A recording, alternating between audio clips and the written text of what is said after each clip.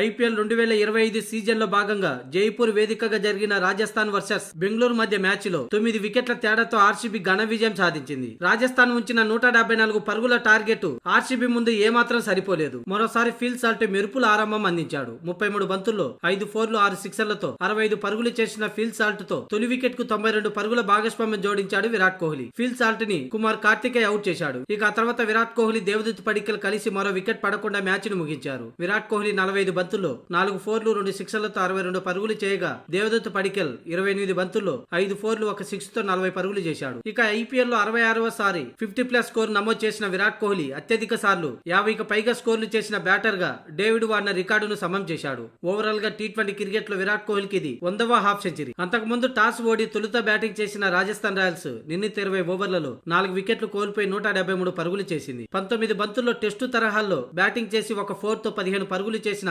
Captain Sanju Samson ని Krunal Pandya out చేశాడు. ఇక ఆ తర్వాత 22 బంతుల్లో 30 పరుగులు చేసిన రియాన్ పరాగ్ ని ఎస్ దయాల్ అవుట్ చేశాడు. ఇక ఆ తర్వాత 47 బంతుల్లో 10 4లు 2 సిక్సర్లతో 75 పరుగులు చేశాక యశస్వి జైస్వాల్ కూడా అవుట్ అయ్యాడు. చివర్లో ధ్రువ్ జురేల్ 23 బంతుల్లో 35 పరుగులు చేశాడు. రాయల్ ఛాలెంజర్స్ బెంగళూరు బౌలర్లలో Bhuvneshwar Kumar, S Dayal, Josh Hazlewood, Krunal Pandya తలా ఒక వికెట్ దక్కించుకున్నారు. మొత్తానికి రాజస్థాన్ పై ఈ మ్యాచ్ లో 9 వికెట్ల తేడాతో గెలవడంతో రాయల్ ఛాలెంజర్స్ బెంగళూరు పాయింట్ల టేబుల్లో టాప్ 3 లోకి దూసుకొచ్చింది. ఇక ఈ మ్యాచ్ లో ఓడిన రాజస్థాన్ 7వ స్థానానికి పడిపోయింది. మొత్తానికైతే రాజస్థాన్ ఆరంభంలో ఆర్సీబీ ఓపెనర్లు ఇచ్చిన 2 క్యాచ్ల్ని నేలపాలు చేయటం, గెలిచే అవకాశాలను దూరం చేసుకుంది రాజస్థాన్. అలాగే బ్యాటింగ్ లో దాటిగా ఆడే ప్రయత్నం చేయలేకపోవడం కూడా ఆ జట్టు ఓటమిలో ప్రధాన పాత్ర.